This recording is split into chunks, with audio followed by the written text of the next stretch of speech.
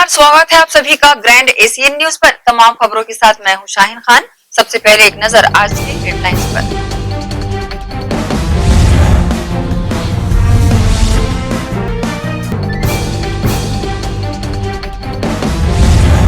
आम जनमानस में जागरूकता लाने चलाया जा रहा रोको टोको अभियान, लोगों को किया जा रहा प्रेरित।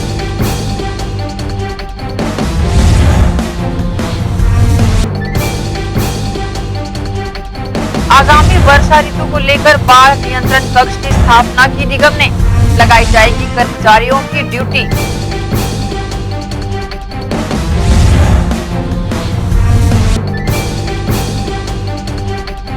और विश्व पर्यावरण दिवस पर रोपे गए फलदार पौधे, हरियाली का संदेश देते हुए किया गया बृहद वृक्षारोपण।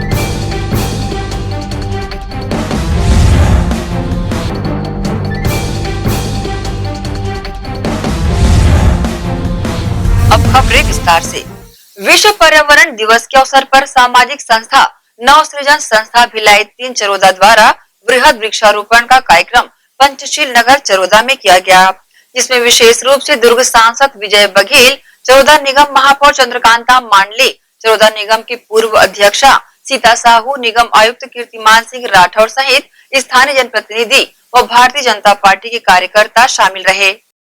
गौरतलब है कि भिलाई 3 चरोदा की सामाजिक संस्था नवसृजन सामाजिक संस्था विगत 11 वर्षों से लोगों के हित के लिए लगातार कार्य कर रही है, चाहे वो शिक्षा का क्षेत्र हो या सामाजिक कार्य हो या फिर सेवा भाव। वहीं विश्व पर्यावरण दिवस के अवसर पर इस संस्था द्वारा चरोदा निगम के वार्ड पंचशील नगर में बृहद वृक्षारोपण का कार्यक्रम आयोजित किया गया, जहां विशेष अतिथि के रूप में दुर्ग लोकसभा सांसद विजय बघेल शामिल हुए। वहीं यहां विशेष रूप से निगम महापौर चंद्रकांता मांडले भी शामिल रही। साथ ही पूर्व अध्यक्ष सीता साहू, निगम आयुक्त कीर्तिमान सिंह राठौर सहित स्थानीय जनप्रतिनिधि शामिल रहे। शामिल सभी अतिथियों ने यहां फलदार व छायादार वृक्षों का रोपण किया। इस अवसर पर दुर्ग लोकसभा सांसद विजय बघेल व चरोदा निगम की महापौर चंद्रकांता मांडले ने अपनी प्रतिक्रिया ग्रैंड एशियन न्यूज के समक्ष दी। आज बहुत ही शुभ दिन है, विश्व पर्यावरण दिवस, और इस शुभ दिन में हम सब संकल्प लेते हैं कि पर्यावरण को संरक्षित करें, सुरक्षित करें, और आज के दिन एक वृक्ष जरूर लगाएं, और सिर्फ लगाएं ही ना, उसे संरक्षित भी करें, उसे पोषित भी करें, ताकि हम नहीं तो आने वाली पीढ़ी उसका लाभ ले। इस विकराल स्थिति को हम सब ने देखा है। ऑक्सीजन की लोग कैसे तड़प रहे थे, कई मर रहे थे लोग, और उस दौर में ऑक्सीजन की महत्ता को हमने जाना, समझा। और वैसे भी ऑक्सीजन हमारी जीवनदायिनी है, और वृक्ष और हम एक दूसरे के पूरक हैं। हम जिसे छोड़ते हैं उसे वृक्ष ग्रहण करती है, और वृक्ष जिसे छोड़ते हैं उसको हम ग्रहण करते हैं, और इस तरह हम एक दूसरे का जीवन बचाते हैं। शुद्ध ऑक्सीजन मिले, उसके लिए हम सदा इसके प्रति जागरूक और सजग रहे, यही मेरा निवेदन है। मैं आज 5 जून पर्यावरण दिवस की मैं बहुत बहुत बधाई दूंगी, और आज के इस दिन में मैं सभी लोगों से अपील करूंगी कि आज के दिन अपने घर के सामने एक पेड़ लगाएं और उसको संरक्षित करें, पोषित करें। और आज पेड़ जो है वो हम का पूरक है, हम एक दूसरे के पूरक है, जो वो हमको देता है हम उसको देते हैं। और आज जो ऑक्सीजन की जो कमी हुई, और इसका कारण हमारा पर्यावरण है, पर्यावरण प्रदूषित होते जा रहा है, तो हमको पर्यावरण को ज़्यादा से ज़्यादा संरक्षित करना है और ज़्यादा से ज़्यादा पेड़ लगाना। बहरहाल इस अवसर पर वार्ड पार्षद सहित भारतीय जनता पार्टी व नवसृजन संस्था के सदस्य बड़ी संख्या में शामिल होकर कार्यक्रम को सफल बनाते नजर आए। ग्रैंड एशियन न्यूज के लिए शैलेंद्र खरे की रिपोर्ट। श्री राम मार्केट व्यापारी संगठन कॉन्ट्रैक्टर कॉलोनी शास्त्री नगर के व्यापारियों ने बरसात में जल भराव की स्थिति बनने से रोकने निगम के जोन 2 के आयुक्त को ज्ञापन सौंपा है। जोन आयुक्त ने सोमवार को क्षेत्र का निरीक्षण कर व्यवस्था में सुधार करने का आश्वासन दिया है। गुरुवार की शाम हुई तेज बरसात से शास्त्री नगर कॉन्ट्रैक्टर कॉलोनी की दुकानों और मकानों सहित सड़क में पानी भर जाने से लोगों को काफी परेशान होना पड़ा था। बरसात में जल जमाव की स्थिति बनने से रोकने और निकासी की व्यवस्था को लेकर श्री राम मार्केट व्यापारी संगठन के लोगों ने नगर निगम जोन 2 की आयुक्त को ज्ञापन सौंपकर अपनी परेशानियों से अवगत कराया है। साथ ही समस्या के निराकरण की मांग की है। ज्ञापन सौंपने की जानकारी संगठन के सदस्य रामचंद्र साहू ने दी। हमेशा की तरह शास्त्री नगर वार्ड 19 में पानी का जल भराव हो जाता है, जो जल भराव दुकानों तक, घरों तक पहुंच जाता है, जिससे व्यापार भी ठप होती है, लोगों को आवाजाही में दिक्कत होती है, जिसको लेकर कई बार निगम प्रशासन को हम लोग ज्ञापन भी दिए। और कल हम लोग जोन 2 के आयुक्त महोदया से मिलकर हम लोगों ने उनको ज्ञापन सौंपा और इस बात जानकारी अवगत कराया गया और उन्होंने आश्वासन दिया कि मौके पर निरीक्षण कर इस समस्या का निवारण करेंगे। अगर ऐसा जो निगम का जोन 2 निगम के कार्यालय के से नहीं हुआ तो हम पूरे व्यापारी संगठन के लोग इसको धरना प्रदर्शन में कर इसको कलेक्टर तक का बात ले जाने की हमारी संगठन की ओर से कहा गया है। बहरहाल संगठन ने अपनी समस्या से जोन आयुक्त को अवगत करा दिया है। जल भराव की स्थिति से इन्हें निजात मिल पाती है अथवा नहीं, यह देखने वाली बात होगी। ग्रैंड एशियन न्यूज के लिए संजय दुबे। आज कोविड की दूसरी लहर को रोकने के लिए लगाए गए लॉकडाउन में बड़ी छोटी कंपनियों की स्थिति खराब होने के चलते जहां उनके कर्मचारियों को बेरोजगार होना पड़ा है, वहीं ऐसी विपदा की घड़ी में इंसाफ बैंक प्रबंधन द्वारा अपने खाता धारकों का साथ निभाते हुए खाता धारकों की भरपूर मदद की जा रही है। एक तरफ कोरोना की दूसरी लहर ने आम जनजीवन अस्त व्यस्त कर दिया है, तो वहीं दूसरी लहर में अच्छे खासे उद्योग और व्यापार भी अपना रुतबा खो चुके हैं और ऐसे में इनके पास अपने कर्मचारियों को देने के लिए पैसे भी नहीं हैं। इस वजह से कई नियोक्ताओं द्वारा अपने कर्मचारियों को कार्यमुक्त कर दिया गया, जिससे उनके और उनके परिवार के सामने भूखों मरने की नौबत आन खड़ी हुई और इस लहर की वजह से आज बैंकों की भी स्थिति बद से बदतर हो चली है। इसके बावजूद उम्मीद की किरण बनकर इसाफ माइक्रो फाइनेंस एवं बैंक प्रबंधन ने एक मिसाल कायम की है। इस बैंक ने अपने उन खाता धारकों को चिन्हित किया जिनकी पारिवारिक स्थिति बद से बदतर हो चुकी थी। उन परिवारों की महिला सदस्यों को बुलाकर एक छोटी सी मदद करने का प्रयास इसाफ बैंक प्रबंधन द्वारा किया गया, जिसके तहत सूखे राशन के किट वितरित किए गए। इस कार्यक्रम में बतौर मुख्य अतिथि दुर्ग जिला यातायात विभाग की सुपेला जोन प्रभारी भारती मरकाम पहुंची। साथ ही समाज सेविका बी पोलम्मा सहित मीडिया जगत की जानी मानी हस्तियों ने भी अपनी उपस्थिति दर्ज कराई। उपस्थित अतिथियों ने जहां बैंक प्रबंधन की मुक्त कंठ से सराहना की, तो वहीं बैंक प्रबंधन द्वारा सदैव ऐसे जनहित के कार्यों को करने की जानकारी ग्रैंड एशियन न्यूज टीम को दी गई। मैं बैंक की सराहना करती हूँ। आज ये निजी महिलाएं जो आज हमारे समक्ष उपस्थित हैं, उनको राशन वितरण किया गया है। ये काफ़ी समय से इनको काम नहीं मिल पाया था, जिसकी वजह से अपने आप को काफ़ी असहाय और परिवार के प्रति हर फैमिली की, हर महिलाओं की उपस्थिति जो होती है, एक नीडी अस्पताएँ हैं जो राशन के सामान, वो नहीं होने से काफ़ी दुखी तकलीफ, इस चीज़ को जानते हुए समझते हुए काफ़ी संवेदना भरा ये बैंक का कार्य है जो महिलाओं के सुख लेकर उनको राशन वितरण किया है। मैं इसके लिए बैंक को बधाई दूँ। मैडम, आप शामिल हुई इस कार्यक्रम में, जो आपने नज़ारा देखा, आप क्या महसूस कर रही हैं उसके बाद? जी, इससे मैं यही महसूस करती हूँ कि ऐसी कई महिलाएं हैं और कई बैंक और काफ़ी जो समाज का एक वर्ग है जो आज अपने आप को काफ़ी तकलीफ दे है, इस चीज़ को महसूस करते हैं, लेकिन इसके बावजूद भी वो लोगों को बता नहीं पाते हैं। लेकिन ये प्रचार प्रसार करने का एक अच्छा माध्यम है बैंक का, जिससे वो महिलाओं से अधिक जुड़ सकें। बहुत ही सराहनीय पहल है। विगत 1.5 वर्ष से जो महामारी पूरे विश्व में फैला हुआ है, उसकी वजह से हमारी ये जो निचले स्तर की जो बहनें हैं, उनकी आर्थिक स्थिति, उनकी जो परिस्थिति है, उसमें बहुत ही दयनीय स्थिति हो चुकी है। उनको थोड़ा सा संबल बढ़ाने के लिए, क्योंकि ये जो इसाफ बैंक जो है लगभग 21 राज्यों में जो है अपने महिलाओं के साथ आत्मनिर्भर बनाने के लिए तत्पर होकर के खड़ा है।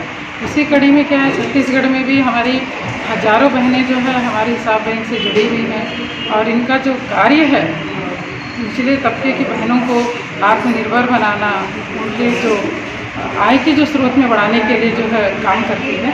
तो उसी कड़ी में जो है आज बैंक ने जो ये जो महान कार्य किया है, इसके लिए मैं पूरे हिसाब बैंक के कर्मचारियों को, यहाँ की मैडम को, यहाँ के अधिकारियों को, सभी को मैं तहे दिल से धन्यवाद। सर, ये हमारा छोटी सी प्रयास था, हालांकि हम पूरे लोगों को नहीं कर पाए हैं, छोटी सी प्रयास था, लेकिन जो हमारा सोच है, जो हमारा शुरू से जो विचार है कि महिलाओं को सहायता देना तथा महिलाओं को उनको आत्मनिर्भर बनाना, वो जो हमारा प्रयास है, वो प्रयास के साथ ये जो हमारा एक कोशिश था।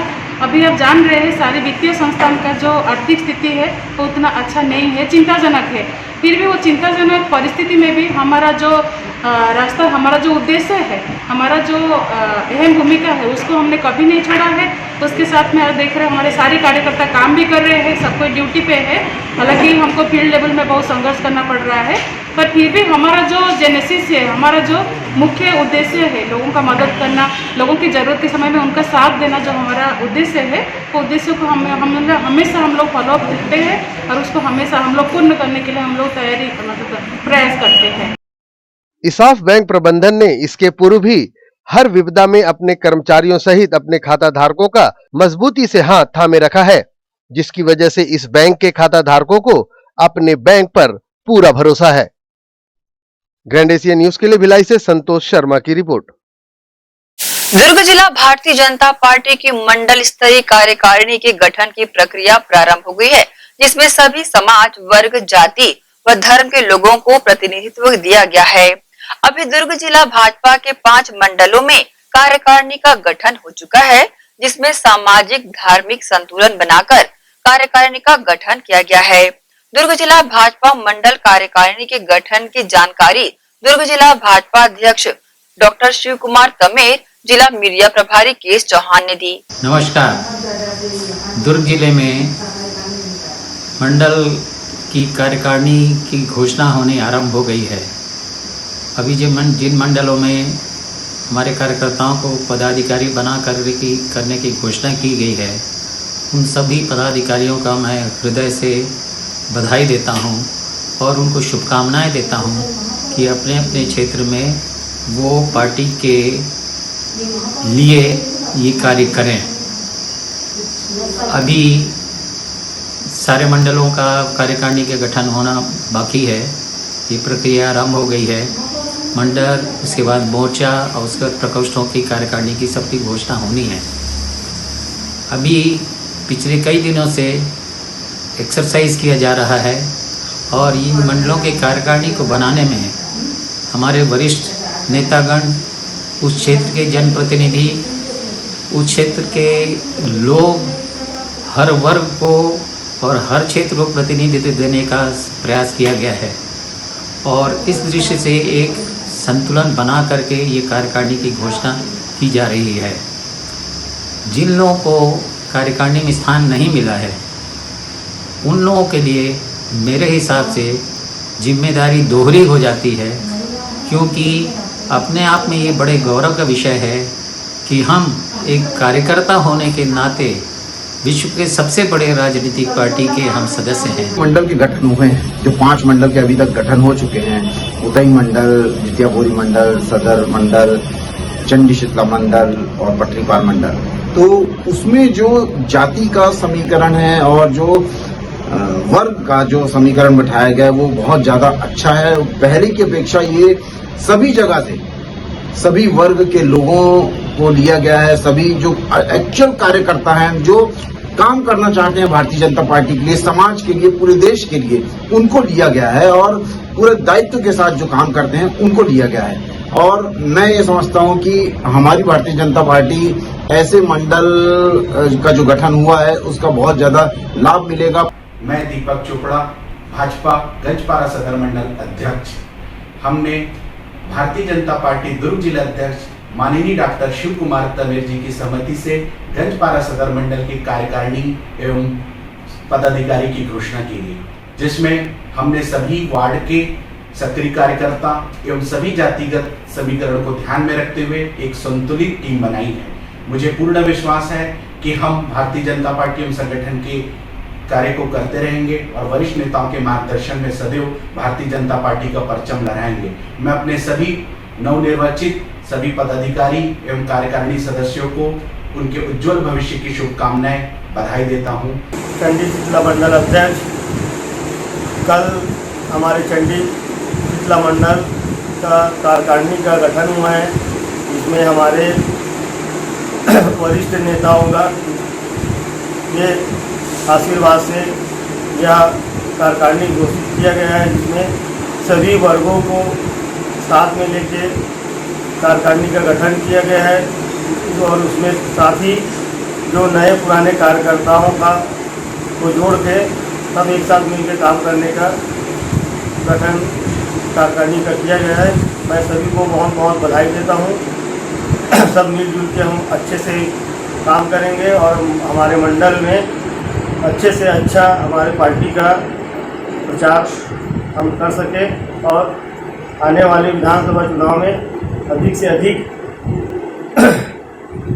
मतों से हम अपने मंडल से भारतीय जनता पार्टी को जिताने का संकल्प के साथ कार्यकारिणी की घोषणा की जाती है। कोविड की दूसरी लहर की चपेट में आने वाले ज्यादातर लोगों की मौत ऑक्सीजन की कमी की वजह से हो गई, जिसे गंभीरता से लेते हुए भिलाई सिख समाज द्वारा ज्यादा ऑक्सीजन निर्माण करने वाले वृक्षों के पौधों का लंगर लगाकर आम जनता में निःशुल्क वितरण किया गया एवं लोगों को जागरूक भी किया गया कि आने वाली पीढ़ी को एक स्वच्छ वातावरण प्रदान करने पौधों का रोपण कितना जरूरी है।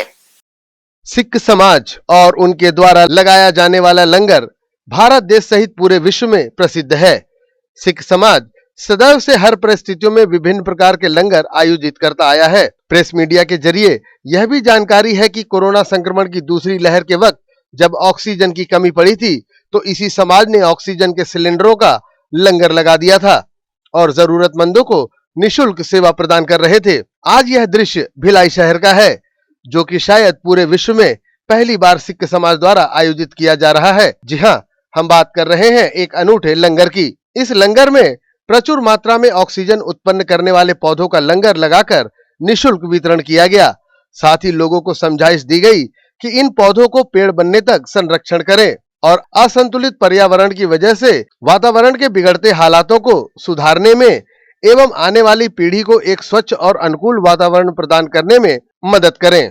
सिख समाज द्वारा जानकारी देते हुए बताया गया कि कोरोना की दूसरी लहर की चपेट में आकर ऑक्सीजन की कमी से अपने प्राणों की आहुति देने वाले लोगों को देखकर यह विचार उनके मन में आया कि ऑक्सीजन प्रदान करने वाले वृक्षों के पौधों का लंगर लगा दिया जाए। ये गुरु अर्जुन देव जी के शहीदी दिवस पर ये पूरे माह में सिख समाज द्वारा मीठे पानी, शरबत और चने का लंगर, जैसा कि आप जानते होंगे, हमेशा लगता रहा है। तो इस बार कोरोना काल में हमने सोचा कि पानी के साथ साथ, जल के साथ साथ लोगों को ऑक्सीजन की भी ज़रूरत है। तो इस विचार के साथ हमारे समाज के लोगों ने सब मिल के और ये निर्णय लिया कि हम इस बार पौधों का लंगर लगाएंगे। और आज यहाँ सेक्टर 1 चौक में हम लोगों ने लगभग 150 पौधे लोगों को दिए हैं, जो लोगों ने सहर्ष लिए हैं। और हमें उम्मीद है कि हमारा ये प्रयास सार्थक होगा और लोग अगले साल से भी कोशिश करेंगे और ज़्यादा से ज़्यादा पर्यावरण की सेवा कर सकें। और आज पर्यावरण दिवस भी है, तो मेरे सभी लोगों से ये निवेदन भी है कि ज़्यादा से ज़्यादा पौधे लगाएं और हमारे पर्यावरण को बचाएं। वाहिगुरु जी का खालसा, वाहिगुरु जी की फतेह। गुरु अर्जुन देव जी की शहीदी गुरपुरब जो है 14 तारीख को आने वाला है। उसी उपलक्ष्य में आज हमने एक हफ्ते पहले ही इस तरह से कुछ एक अनूठे पहल का प्रयास किया है। हमने जो नियम है, कुदरत से हमने बहुत कुछ छीना है और आज हम बहुत कुछ गंवा रहे हैं। तो अब हमारी बारी है कुदरत को वो सारी चीज़ें लौटाना, क्योंकि हम एक सीख देना चाहते हैं हमारी आने वाली पीढ़ी को कि वो हम उनके लिए क्या धरोहर छोड़ के जा रहे हैं। तो ये हमारी आने वाली पीढ़ी इस चीज़ को फिर से संभाले। इसलिए हमने ऑक्सीजन जो लेवल कम हुआ कोरोना के कारण, उसमें हमने ये प्रयास किया। हमारी ये सोच रही है कि जिस तरह से लोगों के घर उजड़े हैं हवा के कमी के कारण, तो आज हम चाह रहे हैं कि फिर से कुदरत को वो सब चीज़ हम लौटाएं ताकि हमारा आने वाला जीवन आनंदमय, मंगलमय हो। इस कारण हमने एक अनूठी पहल की है, पौधों का फ्री लंगर। ये एक सेवा हमने प्रारंभ की है ताकि अगर एक इंसान एक पौधा भी लगाता है तो जिस तरह से हम परेशानियां फेस कर रहे हो शायद आगे ना फेस करनी पड़े। तो ये हमारे समाज के सभी लोगों से निवेदन है और सभी लोगों से हमेशा ये अपेक्षा रहेगी कि इस तरह से पर्यावरण को बचाने के लिए सभी लोग मिलके आगे आए और सब हम कुछ ना कुछ मिल के करें तो ज़रूर हमारा आने वाला समय फिर से बहुत खूबसूरत होगा। मेरे अंदाज में दो पंक्तियाँ ये है कि कुदरत से हमने बहुत खिलवाड़ किया, उसके अस्तित्व को हमने मिटा दिया, उसने एक पल न लगाया वो आशियाने में रहने वाले उजड़ने के लिए कि हम बैठे रह गए अपने उस खाली आशियाने को लेकर। तो आज फिर से बारी है कि कुदरत को बसाया जाए ताकि हमारे आशियाने फिर।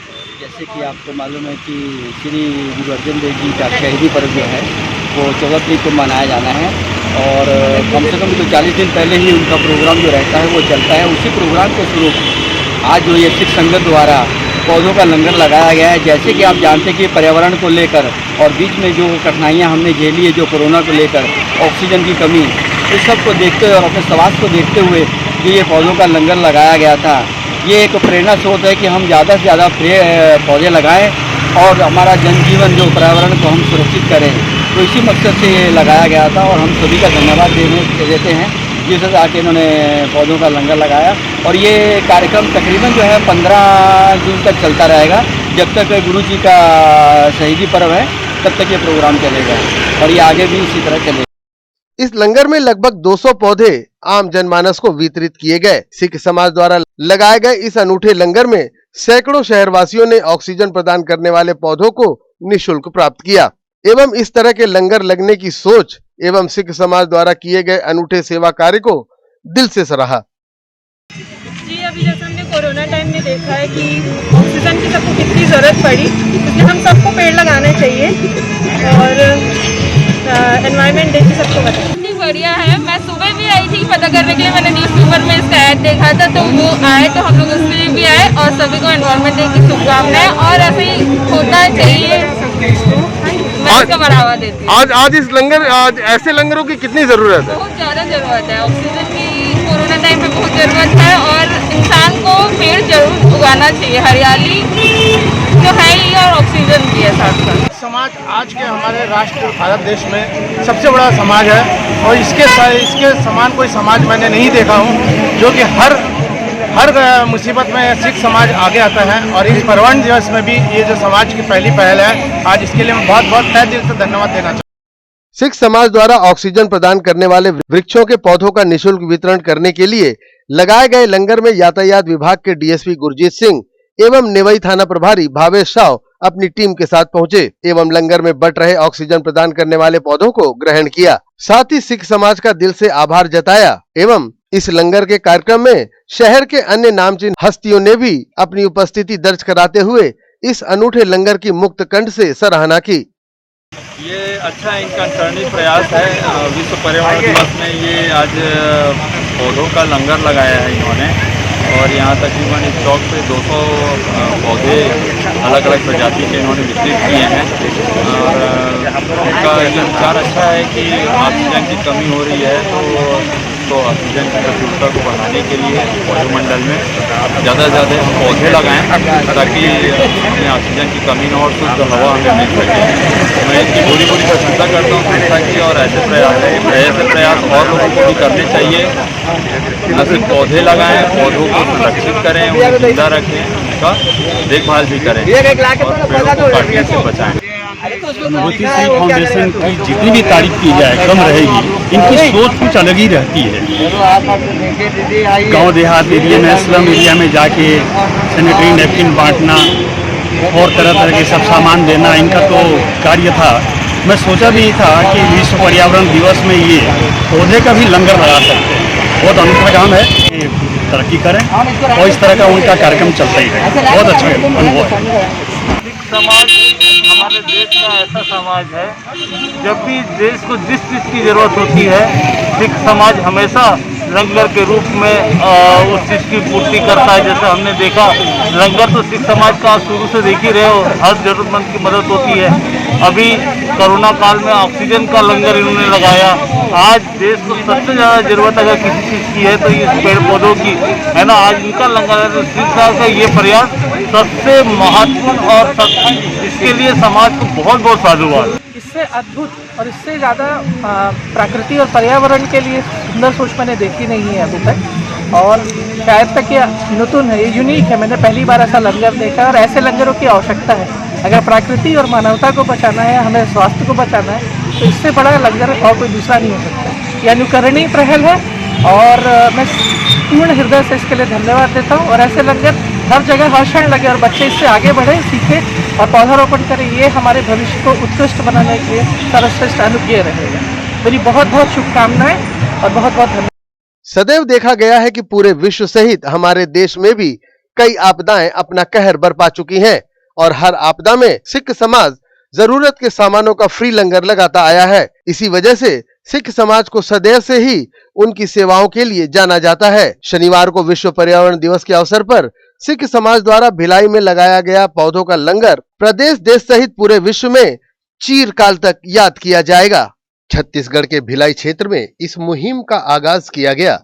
अनुभूति श्री फाउंडेशन की संस्थापक श्री परमिंदर सिंह सहपत्नी डिंपल कौर ने एवं इस आयोजन को सफल बनाने में सिख समाज के ही कुछ परिचितों ने भी अपना सहयोग एवं महत्वपूर्ण योगदान दिया। ग्रैंड एशियन न्यूज के लिए भिलाई से संतोष शर्मा की रिपोर्ट। इसी के साथ ही रुकेंगे एक छोटे से ब्रेक के लिए, जल्द हाजिर होते हैं। आप सब बने रहिए ग्रैंड एशियन न्यूज के साथ।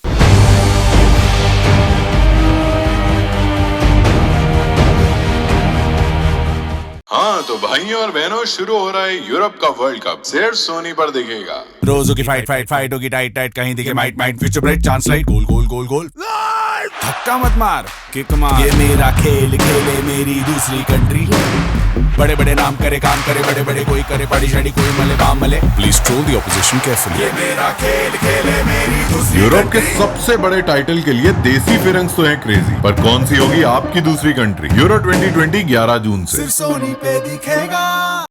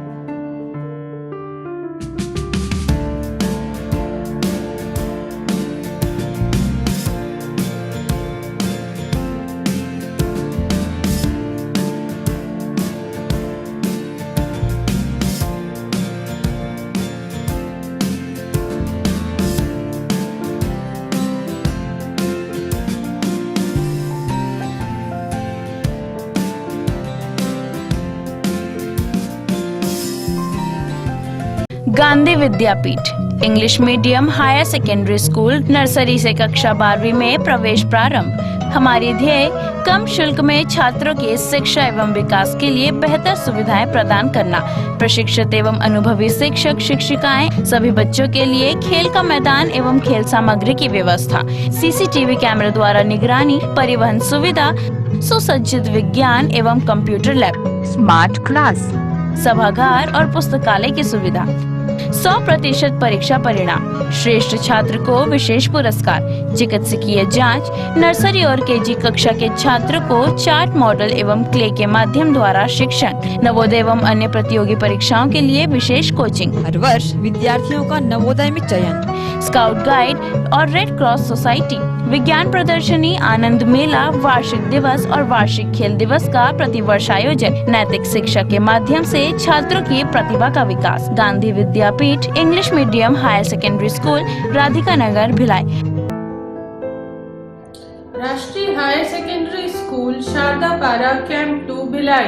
प्रवेश प्रारंभ प्रवेश प्रारंभ प्रवेश प्रारंभ। RB English medium school Shardapara camp 2 Bhilai अब नई साज सज्जा एवं सुविधाओं के साथ इंग्लिश मीडियम का अध्यापन केवल अंग्रेजी माध्यम के विशेषज्ञ शिक्षिकाओं द्वारा, अलग से विषय विशेषज्ञों द्वारा अध्यापन व्यवस्था, स्वच्छ एवं सुविधापूर्ण स्कूल परिसर में अध्यापन, निशुल्क नवोदय प्रवेश परीक्षा की कोचिंग व्यवस्था, बोर्ड परीक्षाओं हेतु विशेष कोचिंग, खेल कूद एवं मार्शल आर्ट की कोचिंग व्यवस्था, गांधी विद्यापीठ के विषय विशेषज्ञों शिक्षकों द्वारा विशेष सहायता, बस सुविधा उपलब्ध।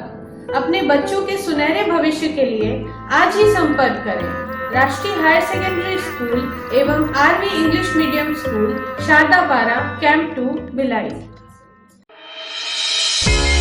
सनशाइन मल्टी स्पेशलिटी हॉस्पिटल अब भिलाई 3 चरोदा में भी।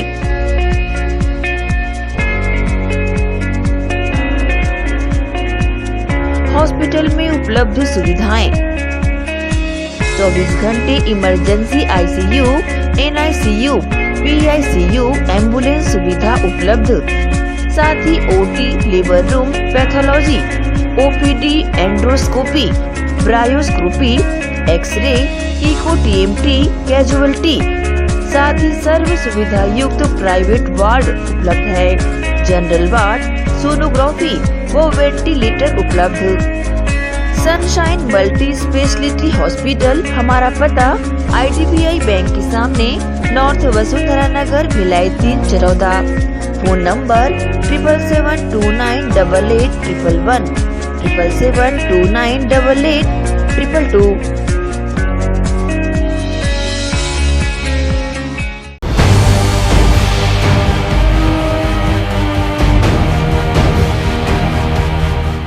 ब्रेक के बाद आप सबका स्वागत है। वहीं अगली खबर दुर्ग से है, जहां पर्यावरण दिवस के अवसर पर मॉडल नर्सरी बनाने पुलगांव स्थित वन विभाग की नर्सरी में सफाई की आड़ में सैकड़ों पेड़ों की कटाई की जा रही है। वन विभाग ने ठेकेदार को नर्सरी की सफाई के बदले पेड़ काटकर लकड़ियां ले जाने की भी अनुमति दी है। एक तरफ पूरे देश भर में पौधारोपण के लिए जन जागरूकता अभियान चलाकर भारत सरकार लोगों के बीच पौधारोपण कर जागरूकता ला रही है, तो वहीं दूसरी तरफ छत्तीसगढ़ प्रदेश भी हर साल वन विभाग द्वारा हरियाली प्रचार कर लाखों पौधारोपण कर पर्यावरण को बढ़ावा देने का प्रयास कर रहा है। तो वहीं देखा जाए तो दूसरी तरफ दुर्ग के पुलगांव स्थित वन विभाग के नर्सरी को मॉडल बनाने सफाई अभियान चलाया जा रहा है। ये नर्सरी करीब 15 एकड़ में फैली हुई है, जिसमें लगभग 8 एकड़ में सफाई की जा रही है। साथ ही इस सफाई अभियान की आड़ में सैकड़ों पेड़ों की कटाई भी धड़ल्ले से की जा रही है।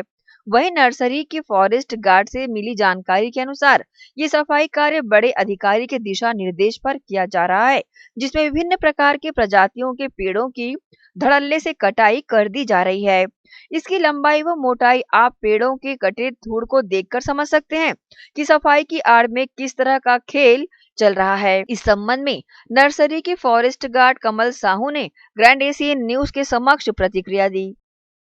ये वन विभाग का क्षेत्र है जो कि 1984 से संचालित है।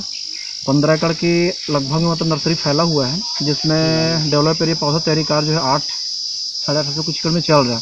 और ऊपर का एरिया जो है बहुत पहले काम चलता था, तो ऑलरेडी ट्रैक सब कुछ बना हुआ है, लेकिन कुछ सालों से ज़रूरतें जो इतने में पूरा हो जा रही थी 8-9 एकड़ में, तो इसी में कर रहे थे। और अभी मनरेगा के तहत मॉडल नर्सरी को विकसित करना है करके 5.5 लाख अभी एस्टिमेट गया हुआ है। उसकी फिर तैयारी करना है, जिसमें मुख्य प्रजाति 8 प्रजाति हैं, आंवला, हर्रा, बहड़ा, बीजा, चार, कुसुम, इस टाइप का तैयारी करना है। तो उसको क्षेत्र तैयारी के नाम पे सफाई हो रही है, ताकि जगह कंप्लीट किया जा सके और पौधा तैयारी कंप्लीट किया जा सके। इस संबंध में और जानकारी के लिए जब फॉरेस्ट गार्ड से जानकारी हमने चाही, तो वो बड़े अधिकारी व दुर्ग डिप्टी रेंजर कलीमुल्ला खान के बारे में जानकारी दी। उसके बाद जब मीडिया ने कलीमुल्ला खान से बात करनी चाही, तो उन्होंने भी डीएफओ के आदेश के बाद नर्सरी सफाई किए जाने की बात कहकर पल्ला झाड़ लिया। इसके बाद जब दुर्ग डीएफओ धमशील गणवीर से संपर्क किया गया, तो न ही उनके द्वारा फोन रिसीव किया गया और न ही मैसेज का जवाब दिया गया। जला हुई है जलाओ के रूप में उपयोग किया जाता है उसको। तो सरकारी क्षेत्र में अगर कोई लकड़ियां होती हैं जो ऐसे होते हैं तो उसको क्या कोई रख रखाव उसका नहीं होता है या उसकी कोई जानकारी आप लोग रखते नहीं अपने पास में कि कहाँ जा रहा है, उसको क्या बेचना है या तो उसका नीलामी करना है या किस तरीके से उसका उपयोग करना है? इसके बारे में उच्च अधिकारी बता पाएंगे, इसके बारे में मैं नहीं बता पाऊंगा। मेरे को एक्चुअली आइडिया नहीं है, मेरे को सिर्फ जो निर्देश मिले कि ऐसा काम करना है तो उसके निर्देश किसने कहाँ रहे हैं आपको पेड़ तो जानकारी, बड़े जो पेड़ हैं वो कहाँ गए आखिर उसके बारे में जो नहीं पता, जो साफ कर रहे हैं वो ले जा रहे हैं। उनका कहना है साफ तौर के हमको साफ सफाई का बस ठेका मिला है, पेड़ हम लेके नहीं जा रहे हैं। पेड़ अधिकारी हम लेके जा रहे हैं, जिस गाड़ी में लोड होता है लोड जो गाड़ी वाला है वो भी कह रहा था कि अधिकारी कहने से हम लेके जा रहे हैं। हाँ तो बता रहा हूँ ना भाई, उच्च अधिकारी बोले हैं, उच्च अधिकारी निर्देशन से काम हो रहा है, आपको संपर्क करना है तो अधिक जानकारी के लिए उससे संपर्क कर सकते हैं। ठीक। गौरतलब है कि इस 8 एकड़ की भूमि में सफाई के नाम पर जो सैकड़ों पेड़ों की कटाई की जा रही है, उसे ठेकेदार प्रदीप चंद्राकर जो जामगांव और हाओरी गांव को सफाई के बदले पेड़ों की कटाई कर लकड़ियां ले जाने की शर्त पर ठेका दिया गया है। अब देखने वाली बात यहाँ ये होगी कि क्या इस तरह से वन विभाग का कार्य किया जाता है, क्या कटे पेड़ों को विभाग के डिपो न भेजकर ठेकेदार को बेचने दिया जाएगा। पेड़ कटाई को लेकर क्या दुर्ग डिप्टी रेंजर डीएफओ को अंधेरे में रखा गया होगा, ये सब सवालों के घेरे में है। क्या बाद में सफाई के नाम पर से वन विभाग में ठेकेदार के लिए बिल बनाया जाएगा। अब देखने वाली बात यहाँ ये होगी कि इस तरह से किए जा रहे कार्यों पर वन विभाग के आला अधिकारी किस तरह का संज्ञान लेकर दोषियों पर कार्रवाई करते हैं या वन विभाग को बदनामी से बचाने के लिए कोई लीपापोती करते हैं। ग्रैंड एशियन न्यूज के लिए दुर्ग से नसीम फारूकी की रिपोर्ट। दुर्ग जिले के धमदा ब्लॉक के कुम्हारी संकुल अंतर्गत आने वाले 19 शासकीय विद्यालयों के स्कूली बच्चों को कोरोना संक्रमण के कारण शालाओं को बंद रहने की अवधि को देखते हुए बच्चों को खाद्य सुरक्षा के रूप में 40 दिन का सूखा राशन भत्ता एवं 9 माह 18 दिन को सोया चिक्की का वितरण किया गया। शासन के निर्देशानुसार सूखा राशन का वितरण कोरोना संक्रमण की गाइडलाइन व नियमों के तहत किया गया। आम जनता के बीच कोरोना से जागरूकता लाने चलाए जा रहे अभियान में दुर्ग के अग्रसेन चौक में रोको टोको अभियान में शामिल हुए विधायक व महापौर, वहीं वार्ड 12 के पार्षद ने भी दिखाई अपनी जागरूकता। लोगों से हाथ जोड़ आग्रह करते हुए प्रोत्साहित भी यहां पर किया गया। रोको टोको अभियान में शामिल हुए दुर्ग शहर विधायक अरुण वोरा व निगम महापौर धीरज बाकलीवाल और सभापति राजेश यादव ने कहा कि कोविड मुक्त शहर व देश बनाने हर नागरिक बने रोको टोको अभियान का हिस्सा। कोरोना को बढ़ने से रोकें व कोरोना से संबंधित व्यवहार का पालन न करने वाले अपने आसपास के लोगों को टोकें। उन्होंने कहा कि हमारी जागरूकता ही कोरोना से हमारा बचाव है। दूसरी लहर पर हम काफी हद तक नियंत्रण इस वजह से पा सके हैं कि लॉकडाउन में हम घरों से बाहर नहीं निकले हैं। कोविड से बचने के लिए मिलकर लड़ाई लड़ी और जागरूक रहे। अब शहर अनलॉक होने के बाद लोग बहुत ही आवश्यक होने पर घरों से निकलें, साथ ही कोई लापरवाही बरत रहा हो तो उसे टोकें। लापरवाही से बचना और लोगों को लापरवाह न बनने देना तीसरी लहर को आने से रोकेगा। वहीं विधायक अरुण वोरा ने अपील के माध्यम से अभियान और उससे जुड़े वॉलंटियर की तारीफ की। उन्होंने कहा कि लोगों को जागरूक करने में रोको टोको टीम ने जो भूमिका अदा की है उसके लिए वो बधाई के पात्र हैं। इस रोको टोको अभियान में रेड क्रॉस, एनसीसी, एनएसएस की अहम भूमिका है। वहीं इसी कड़ी में वार्ड 12 मोहन नगर पश्चिम के पार्षद अजीत वैद्य द्वारा अपने वार्ड वासियों और दुर्ग अग्रसेन चौक के सभी व्यापारियों से हाथ जोड़ आग्रह कर मास्क लगाने और आपस में दूरियां रखने की अपील की गई। ग्रैंड एशियन न्यूज के लिए दुर्ग से नसीम फारूकी की रिपोर्ट। दुर्ग नगर निगम द्वारा आयुक्त के निर्देश पे बाढ़ नियंत्रण कक्ष की स्थापना अतिवृष्टि को देखते हुए की गई है। यहाँ अधिकारियों कर्मचारियों की ड्यूटी भी लगाई गई है।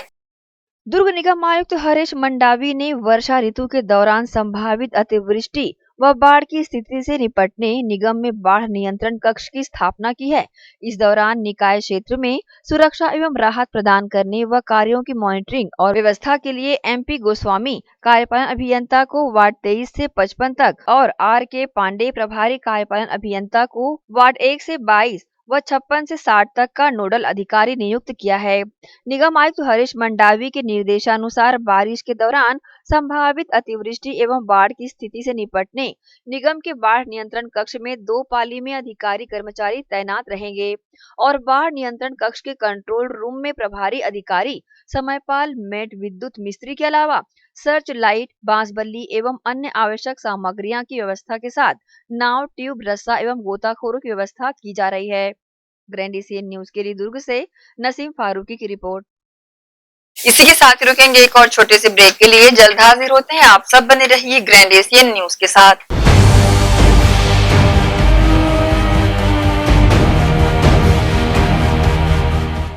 सोरियासिस रोग वात, पित्त और कफ प्रकृति पर आधारित है। सोरियासिस रोग एक कुष्ठजन्य रोग है। ये कोहनी जांघों के बाहर धड़, कमर, पीठ और पेट में होता है। ये तांबे रंग और रक्त वर्ण का शुष्क सा छिलके युक्त शरीर में चकत्ते के रूप में दिखाई पड़ता है। प्रथम अवस्था में ये सिर के बालों के बीच पिन के नुक्के, सरसों या मसूर के दाने की तरह उत्पन्न होता है, जिससे व्यक्ति को सिर में रूसी का भ्रम होता है और यही फिर धीरे धीरे सिर से बाहर निकलकर संपूर्ण शरीर में फैलने लगता है। ये मामूली खुजली जैसा लगता है। ये खुजली पसीने के बहाव या आर्द्रता मिलने पर पड़ती है। चमड़ी में खिंचाव और चमचमाहट बनी रहती है। इस रोग के जख्मों पर तीव्र स्राव होने की संभावना नहीं होती। ये 100% गठिया रोग को जन्म देता है, जिससे व्यक्ति हमेशा के लिए अपंग हो जाता है। इस बीमारी का इलाज वायरो रिसर्च एवं स्किन केयर क्लिनिक द्वारा तैयार किए गए विशेष आयुर्वेदिक रस रसायन द्वारा संभव है।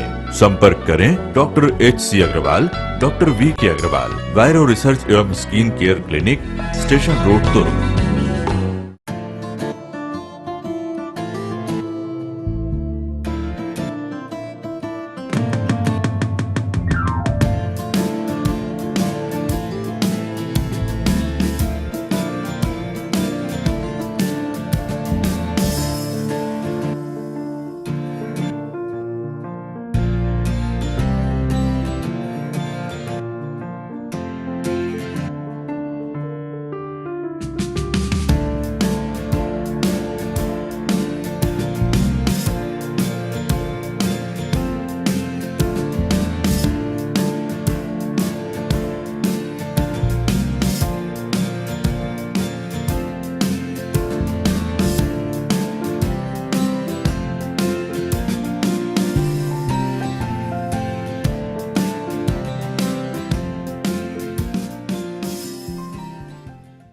मैं जब अपने बालों को कोम करती थी तो मेरे काफ़ी ज़्यादा बाल कोम्बिंग से टूट जाते थे और सीजनल चेंजेस की वजह से डैंड्रफ भी होता था। फैमिली में भी कुछ लोगों को ये प्रॉब्लम थी। तब मुझे मेरी फ्रेंड ने वास्तु गुरुजी हेयर ऑयल सजेस्ट किया, जिसके सिर्फ 2 यूजेस बाद ही मुझे ऐसा लगा जैसे मेरी स्कैल्प क्लीन महसूस हो रही है और सिर्फ 4 वॉशेस बाद ही मेरी हेयर फॉल और डैंड्रफ की प्रॉब्लम ऑलमोस्ट जड़ से खत्म हो गई। और इस ऑयल की सबसे अच्छी बात यह है कि ये होममेड है और उससे भी अच्छी बात यह है कि ये वर्क करता है।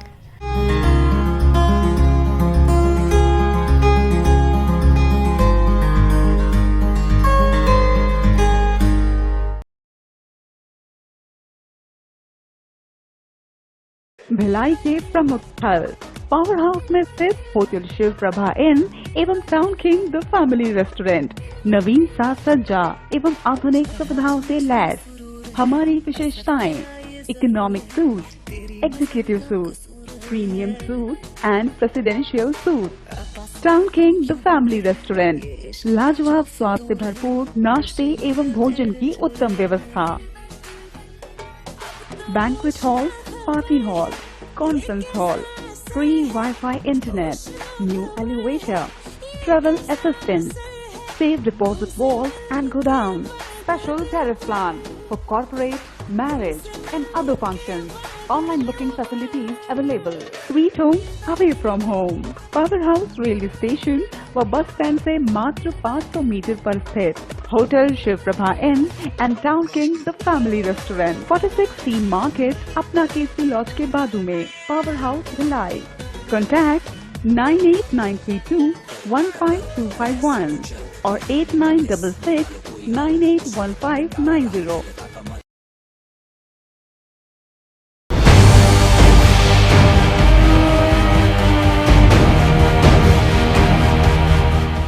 ब्रेक के बाद एक बार फिर से आप सभी का स्वागत है।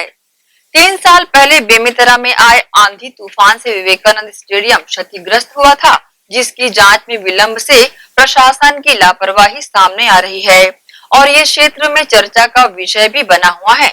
निर्माण में अनियमितता से ही स्टेडियम का बड़ा हिस्सा धसक गया था। बेमेतरा जिला मुख्यालय में एकमात्र स्वामी विवेकानंद स्टेडियम शहर से 3 किलोमीटर दूर स्थित कंतेली के पास बीते 3 जून 2018 दिन रविवार को शाम 5 बजे आंधी तूफान और बारिश से स्टेडियम का बड़ा हिस्सा गिरकर धसक गया था, जिसे प्राकृतिक आपदा का नाम दिया गया है। यहाँ ये बताना लाजमी होगा कि नगर के बालक बालिकाओं ने खेलकूद की गतिविधियों को बढ़ावा देने के उद्देश्य से स्टेडियम का निर्माण कराया गया था। 3 जून 2018 रविवार की शाम 5 बजे आफत की ऐसी कहर बरसी कि स्टेडियम का एक बड़ा हिस्सा गिरकर क्षतिग्रस्त हो गया, जिससे जिला प्रशासन ने सख्ते में आकर तत्काल अंतर विभागीय अभियंताओं से एक टीम गठित कर 1 सप्ताह के भीतर जिसकी जांच रिपोर्ट मांगी गई थी। जिला प्रशासन 3 अंतर विभागीय अभियंताओं को निर्माण की गुणवत्ता जांचने को निर्देश दिए थे। जानकारी हो कि स्टेडियम के लोकार्पण के 2 साल भी पूर्ण नहीं होने के पहले ही दीवार गिरने के बाद में अनियमितताओं को लेकर सवाल उठाए जा रहे हैं। लोकार्पण के पश्चात बीते 2 सालों में आज तक किसी भी प्रकार के शासकीय अथवा अशासकीय खेल यहां नहीं आयोजित किए गए हैं। स्टेडियम नाम मात्र का ही रह गया है। करोड़ों की लागत से निर्मित स्टेडियम के बाद अब जब कार्रवाई की बात सामने आने लगी है, तब से राजनीति के गलियारे में हलचल मची हुई है। स्टेडियम में 71 लाख रुपये की स्वीकृत हुई थी, जिसमें से काम वर्तमान में जारी है। जो पोर्शन गिरा हुआ था उस पोर्शन पे नए सिरे से काम लगभग 80% हो भी चुका है। तत्कालीन कलेक्टर श्री कंवरे साहब के द्वारा इसकी जांच कराई गई थी, यहाँ टीम गठित करके, और रिपोर्ट जो है शासन को प्रेषित हुई। शासनिक स्तर पर कार्रवाई होना है। अब शासनिक स्तर पर होना कार्रवाई हमारे स्तर का काम तो है, इसलिए इस विषय में शासन जो है निर्णय लेगा। ये गंभीर मामला है। जो स्टेडियम है उसमें काफ़ी डैमेज हो रखा है। उसको हमने पिछले साल स्टार्ट किया था उसके ऊपर प्रक्रिया करना, परंतु पूरा वर्ष कोविड के कारण हम उसके ऊपर ध्यान नहीं दे पाए हैं। उसकी फाइल फिर से एक बारी बुलाकर उसको अध्ययन करेंगे और फिर संबंधित एजेंसी के ऊपर हम जांच करके जिम्मेदारी भी तय करेंगे। बहरहाल स्टेडियम के गिरने के बाद गठित जांच रिपोर्ट जिला प्रशासन को सौंपने के बाद अब कार्रवाई का इंतजार किया जा रहा है। सूत्रों के मुताबिक करोड़ों रुपए की लागत से निर्मित स्टेडियम की जांच जिला प्रशासन ने अंतर विभागीय अभियंताओं की रिपोर्ट नगरीय प्रशासन एवं विकास विभाग रायपुर को सौंप दी है। 3 साल बीत जाने के बाद भी किसी भी प्रकार की कार्रवाई का न होना नए नए सवालों को जन्म दे रहा है। ग्रैंड एशिया न्यूज के लिए बेमेतरा से लाला सिंह ठाकुर की रिपोर्ट। विश्व पर्यावरण दिवस के अवसर पर नगर निगम जोन 1 कार्यालय के अंतर्गत स्थित वाहन शाखा और गौठान में बड़े पैमाने पर पौधारोपण किया गया। इस अवसर पर जोन आयुक्त सुनील अग्रहरी सहित जोन के सभी अधिकारी और कर्मचारी उपस्थित थे। नगर पालिक निगम भिलाई द्वारा हर वर्ष की तरह इस वर्ष भी विश्व पर्यावरण दिवस के अवसर पर कुछ स्थानों में पौधारोपण किया गया। इसी के तहत नगर निगम के जोन 1 कार्यालय के अंतर्गत वाहन शाखा और गौठान परिसर में जोन आयुक्त सुनील अग्रहरी के नेतृत्व में विभिन्न फलदार और छायादार प्रजातियों के पौधे रोपे गए। पौधा लगा रहे सभी अधिकारियों कर्मचारियों ने पौधों के पेड़ बनते तक उसकी देखरेख करने का संकल्प लिया। पौधारोपण की जानकारी जोन आयुक्त सुनील अग्रहरी ने दी। आज विश्व पर्यावरण दिवस पर नगर निगम भिलाई ने भी पौधरोपण किया है और इसके अंतर्गत चूँकि आज छत्तीसगढ़ में शासन के आदेश के अनुसार राजकीय शोक था, इसलिए कोई कार्यक्रम या समारोह आयोजित नहीं किया गया और हम लोगों ने पौधरोपण करके अपने क्षेत्र को, अपने परिक्षेत्र को, अपने शहर को हरा भरा रखने की दिशा में पौधरोपण का कार्यक्रम किया। इसके लिए जो वाहन शाखा के पास रिक्त भूखंड था उस पर ऑक्सीजन के निर्माण के उद्देश्य से बड़ी संख्या में पौधरोपण वहाँ पर हम लोग कर रहे हैं और आज इसमें जोन के अधिकारियों ने और नगर निगम के अधिकारियों ने पौधरोपण करके इस काम की हम लोगों ने किया कि भाई एक परिसर हमारा एक अच्छा हरा भरा हो जाए। बहरहाल पौधे लगाकर सभी ने विश्व पर्यावरण दिवस पर अपनी जिम्मेदारी तो निभा दी। देखना होगा पौधे पेड़ में तब्दील हो पाते हैं अथवा नहीं। इस दौरान कोरोना गाइडलाइन का भी विशेष ध्यान रखा गया। ग्रैंड एशियन न्यूज के लिए संजय दुबे। विश्व पर्यावरण दिवस के अवसर पर दुर्ग जिला भारतीय जनता पार्टी के मीडिया प्रभारी के एस चौहान ने पर्यावरण दिवस की बधाई देते हुए कहा कि आज जिस तरह से पेड़ों की अंधाधुंध कटाई हो रही है, उससे वातावरण असंतुलित हो गया है। ये व्यवस्था का दोष है, इसे सुधारना होगा, तभी शुद्ध ऑक्सीजन लोगों को मिल सकेगी।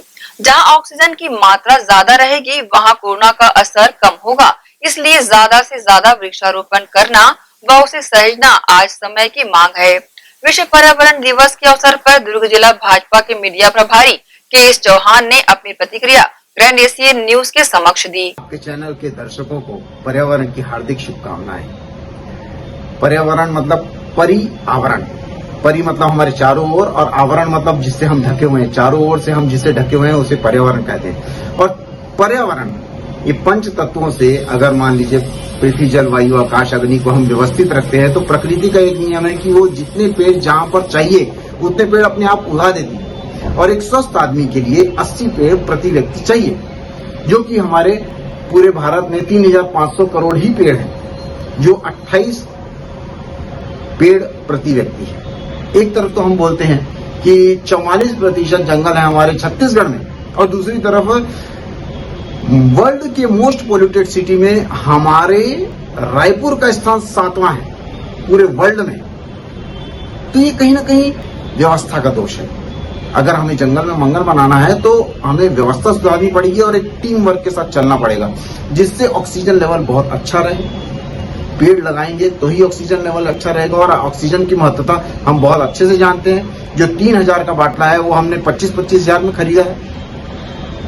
आज अगर वातावरण अच्छा रहता, जैसे केरल में बहुत ज्यादा पेड़ है, व्यवस्था है, वहां पर कोरोना का प्रभाव बहुत कम देखा गया। ऑक्सीजन जहां ज्यादा रहेगा, अभी हमें 21% ऑक्सीजन एयर से मिलता है, लेकिन हमारे को ज्यादा की आवश्यकता है एक स्वस्थ इंसान के लिए, तभी हम अच्छे से कर पाएंगे। और इसमें राज्य सरकार का और लोकल प्रशासन का बहुत ज्यादा महत्व रहता है कि वो व्यवस्था कर पाए, वो व्यवस्थित कर पाए। जनप्रतिनिधियों का बहुत ज्यादा वो रहता है। और आज तो हमें वैक्सीन के लिए दर दर भटकना पड़ रहा है। वैक्सीन जो कि आज 83% वैक्सीनेशन डाउन हो चुका है, जो पहले लग रही थी, और 83% नीचे आ चुकी है वैक्सीनेशन की दर। ये एक तरफ तो एक जो जिम्मेदार जनप्रतिनिधि है वो बोलते हैं कि वैक्सीन नहीं है, और दूसरी तरफ वैक्सीन आती है और उसको संभाल नहीं पाते हैं। तो इनके आपस में ही इनका सामंजस्य नहीं, टीम वर्क नहीं। 30% से ज्यादा वैक्सीन हमारी बर्बाद, ये व्यवस्था का दोष है, जो कि व्यवस्था हमें 36,000 करोड़ राज्य सरकार को केंद्र सरकार के द्वारा दिया गया है इस कोरोना काल में। उसे व्यवस्थित कराने के लिए उस पैसे को अच्छे से व्यवस्थित कराएं और ज्यादा से ज्यादा वैक्सीन लगाने की कोशिश करें। इसी के साथ ही आपसे लेंगे इजाजत, पर जाते जाते हमेशा की तरह एक बार फिर दर्शकों से अपील करना चाहते हैं कि कोरोना का कहर अब भी जारी है। ज्यादातर घर पर रहें और सुरक्षित रहें। नमस्कार।